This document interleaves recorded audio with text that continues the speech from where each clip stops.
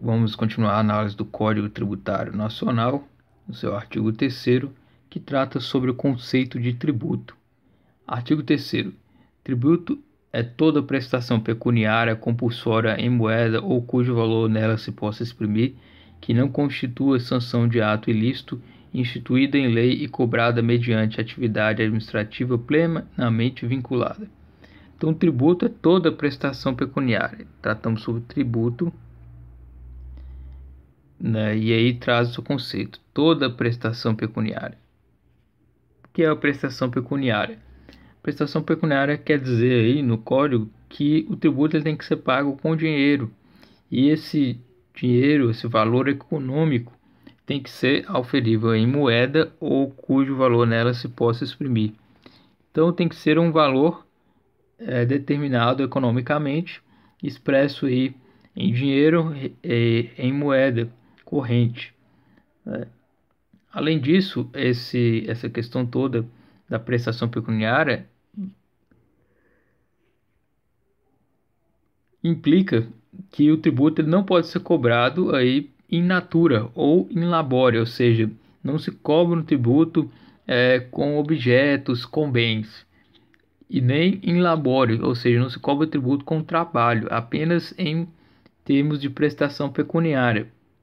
Temos também a expressão compulsória, que quer dizer nada mais que o sujeito passivo da relação tributária era obrigado a pagar o tributo. Existe o sujeito ativo da relação tributária, que é o fisco, o Estado ele cobra, então ele é o sujeito ativo. O sujeito passivo ele é o contribuinte, o cidadão. Então, nessa relação entre o sujeito ativo e o sujeito passivo, ocorre a obrigatoriedade. O sujeito passivo é obrigado a pagar o tributo, independente de sua vontade, e basta a ocorrência do fato gerador e os requisitos legais para que seja cobrado o tributo. Então, compulsória quer dizer que vai ser exigido, é cobrado, é obrigatório, independentemente da vontade do contribuinte.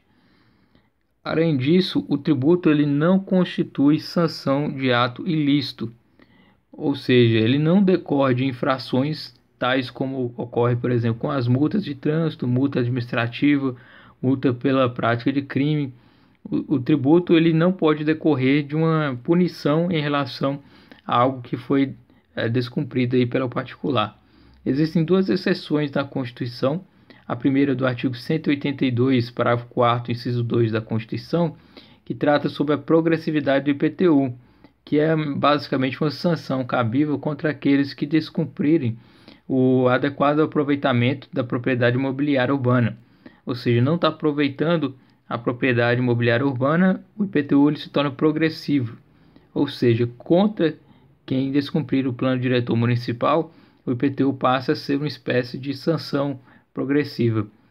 O artigo também 239, parágrafo 4º da Constituição prevê outra exceção aí a essa regra da sanção de ato ilícito, que é o caso aí de uma adicional de contribuição social para empresas que acarretem níveis de desemprego mais altos que normal em seu setor econômico, dando aí uma certa punição às empresas que não estão indo conforme esses ditames aí do artigo 239, parágrafo 4º.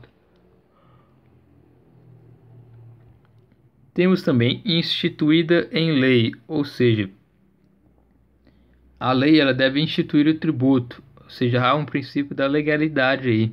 O tributo só pode ser cobrado, instituído, com base em uma lei já estabelecida e cobrada mediante atividade administrativa plenamente vinculada. Como assim? O tributo ele é cobrado, ele é exercido pela autoridade administrativa em observância estrita ao que foi determinado na lei. Ou seja, não existe uma conveniência, uma oportunidade a serem decididos aí pela administração para exercer a cobrança do tributo. A administração ela está plenamente vinculada, ou seja, completamente obrigada a exigir os tributos e não pode ser um ato considerado discricionário. Então, tributo é toda prestação em dinheiro, prestação econômica obrigatória, exprimida aí em moeda, né? E não pode ser considerado uma punição por descumprimento de alguma coisa, e também tem que ser instituída por lei e cabe ao Estado, à administração, cumprir essa lei obrigatoriamente de forma vinculada. Existem vários tipos de figuras tributárias previstas na Constituição Federal. Temos os impostos, taxas, contribuição de melhoria, empréstimo compulsório, contribuição social, contribuição de intervenção no domínio econômico, contribuição para custeio de previdência e assistência social de servidores públicos, contribuição para o custeio do serviço de iluminação pública e custas e emolumentos judiciais.